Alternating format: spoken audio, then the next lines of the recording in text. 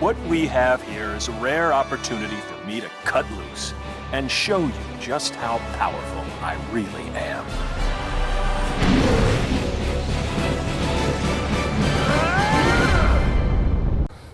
Guys, what's going on? So something occurred to me. I have this YouTube channel with quite a few math videos up so far. And what's interesting is that not a single one of those videos has anything to do with anything that I'm actually studying myself. So I thought today we could change that. We're gonna do one of my homework problems. This is a homework problem in my class Math 666. Yes, really. It's a special topics class in abstract algebra, and that topic is called representation theory. For this homework, we're going to compute the character table of the symmetric group on 5 elements, or S5. And I'm going to explain what all of that is in a loose sort of way. I will be proving absolutely nothing, and I'm going to pull the results I need right out of my ass right when I need them. So let's get started.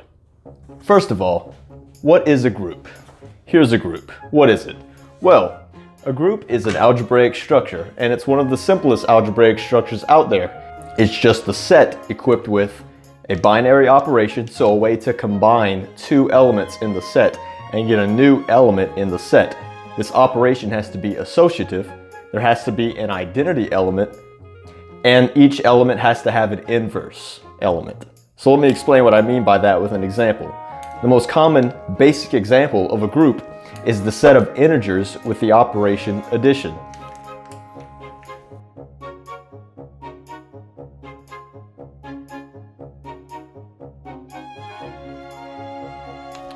Why is this a group?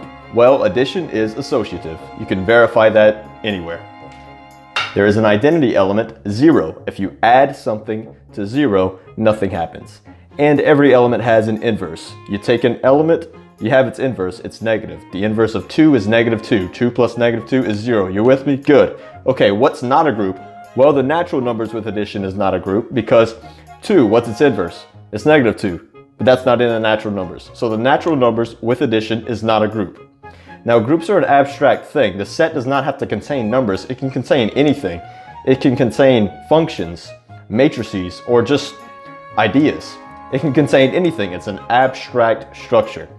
So here's a very simple example of a group. It's called the cyclic group of 2 elements. I have 2 items in my set. We'll call them +1 and -1. Since I only have 2 elements, I can completely describe this group with a simple multiplication table, which tells me how things perform under the operation we have. 1 times 1 is 1. 1 times -1 is -1. -1 times 1 is -1. And -1 times -1 is 1. This is a group. It's called the cyclic group of 2 elements, or Z mod 2. It's isomorphic to Z mod 2, which means it is the same in an algebraic sense. It may not be literally the same, but it's algebraically the same. It's sort of like congruent triangles. They're the same as far as geometry is concerned. The groups are the same as far as algebra is concerned.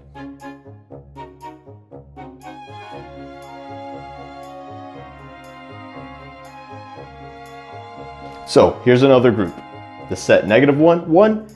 The operation that behaves like this. The identity is 1. The inverse of 1 is 1. It's the identity. The inverse of -1 is -1. So here we go. Here's a simple group. Groups appear everywhere. There are a lot of things that interact in some way, and that way of interaction is associative. There's an identity and there are inverses. There are a lot of groups out there. The moves of a Rubik's Cube is a group. The set of ways a molecule can be arranged is a group. Another important example of groups are called the Dihedral Groups. These groups are formed by the set of symmetries of a regular polygon. So check this out. Here's an equilateral triangle. What can I do to this triangle that leaves it in the same position that it's currently in? Well, I can rotate it 120 degrees, right? It stayed in the same place. I can't rotate it 45 degrees. It's not in the same place. But I can rotate it 120 degrees. I can also rotate it 240 degrees. I can also reflect it around this vertical axis. I can also reflect it around this axis here. Back where we started, I can also reflect it around, I just did this one, we can do this one as well. Hope I didn't do the same one twice. We'll find out in the video. Anyway, the set of symmetries of a regular polygon form a group. If you have a square, the group is different. Now I can't rotate it 120 degrees, but I can rotate it 90 degrees. I can also rotate it 180 degrees. I can reflect it around this axis. I can reflect it around this axis. I can reflect it around the diagonal axis. These are all symmetries of the square. And all of these things, taken as objects in our set with the operation of do one symmetry and then do another, form a group. For example, let's start in the standard position here. Okay? Now, if I rotate 90 degrees and then I reflect around an axis, then I rotate again. That is another symmetry that I could have started with at the beginning. If you do any two symmetries, it's the same as doing just one of the other symmetries. That makes it a group. All right, well, what about S5, the symmetric group on 5 elements? AKA the group we're actually talking about in this problem. Well, let's say we have a set of 5 elements. Now these 5 elements, 1, 2, 3, 4, and 5, are not elements of the group. The elements of the group are the number of ways we can permute these 5 numbers. For example, we denote the permutation made by switching 1 and 2 like this. Switch 1 and 2. That is an element of the group. We can also take 1 to 2, 2 to 3, and 3 back to 1. That's a permutation, that's an element of our group. And since there are 2 elements in our group, we can multiply them and see what the product is. So if you take 1 to 2, 2 to 3, and 3 to 1, and then you take 1 to 2, what did you do? Well, 1 goes to 2, then 2 goes to 1, so nothing happens to 1, so I won't write anything. 2 goes to 3, and that's it. 2 goes to 3, then 3 goes to 1, and 1 goes to 2, so 3 goes to 2, so I close it. That is the product of these 2 elements in the permutation.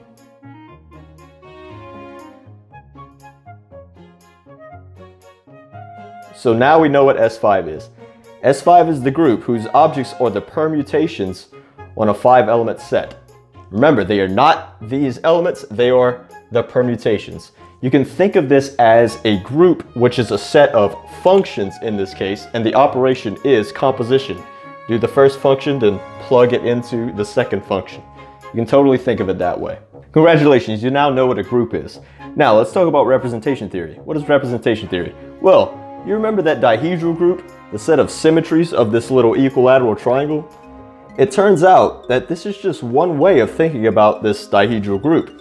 As long as the elements combine in the right way, it's the same group. You can look at it as being the symmetries of a triangle, or you could look at it with a multiplication table. It does not matter.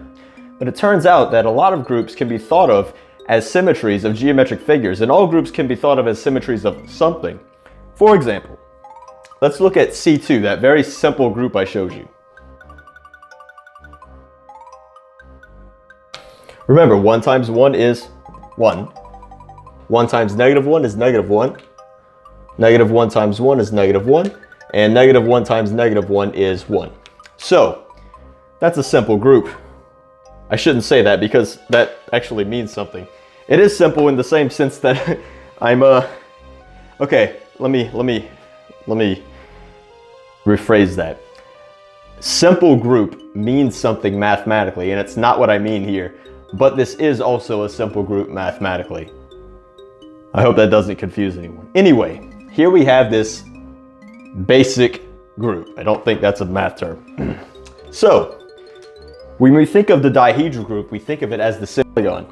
So I want to know, can I think of this group as the symmetries of something? Well, it turns out yes. It's pretty simple. This is the symmetries of a line. Say I have this infinite line going on right here. What can I do to this line and leave it in the same place? Well, I can do nothing. That corresponds to 1. I can also mirror it or rotate it 180 degrees. Same thing. I can flip it this way. That corresponds to -1. And notice that -1 times -1 is 1. And likewise, flipping it and then flipping it again does nothing. So the symmetries of the line can be thought of as the cyclic group of order 2. So the idea of representation theory is, let's start thinking about groups as being the symmetries of something. Even groups besides the dihedral groups can be thought of as being the symmetries of something. It just might not be the symmetries of a regular two-dimensional polygon. It may be the symmetries of an icosahedron. That's a group called A5. Weird, right? It could be the symmetries of some 15th dimensional creature. Who knows? It can be anything. It can be the symmetries of something. But this is really strange to me because groups are a very abstract thing, and there are a lot of finite groups out there. But the idea of representation theory is that there's something out there, somewhere. And this group, this little group, is describing the symmetries of something, which is very strange. So if you take this crazy group, it's a finite group, representation theory is saying, hey, there's something out there, and this group that you have is describing the symmetries of it. It may be a 4-dimensional tesseract hypercube. Who knows? Very strange stuff. But let's formalize this concept. So what's a good arena to think of geometric figures in? Well, the answer is a vector space, of course. You have this vector space.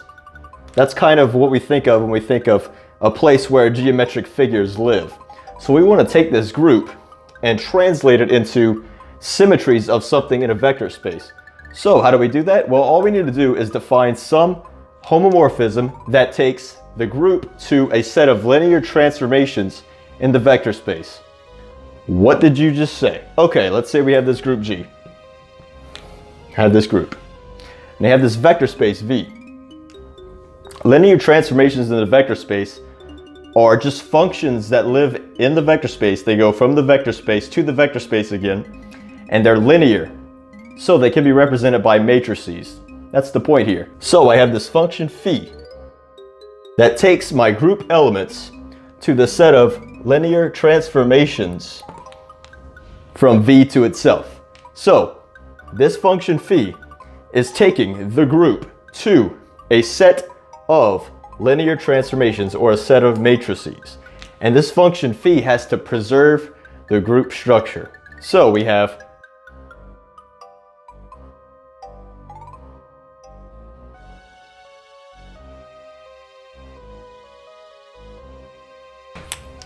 phi takes group elements to matrices in a way that preserves the algebraic structure of the group. Remember that a matrix represents a linear transformation in a vector space. So we're just taking all the group elements to matrices in a way so that the matrices multiply in the same way the group elements multiply. Congratulations, you are now an expert on linear representation theory of finite groups. Now I'm computing the character table for S5. We know what S5 is, we know what representation theory is. What's a character? Okay, that's pretty simple. So you know we're taking the group elements to a matrix.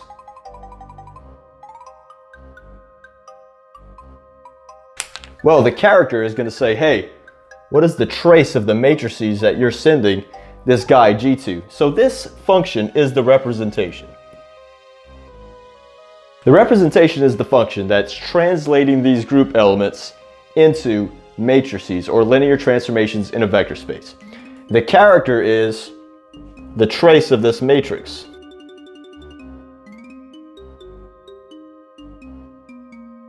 So you can think of the character as this thing phi that's taking G to the trace of the matrix that's given by the representation.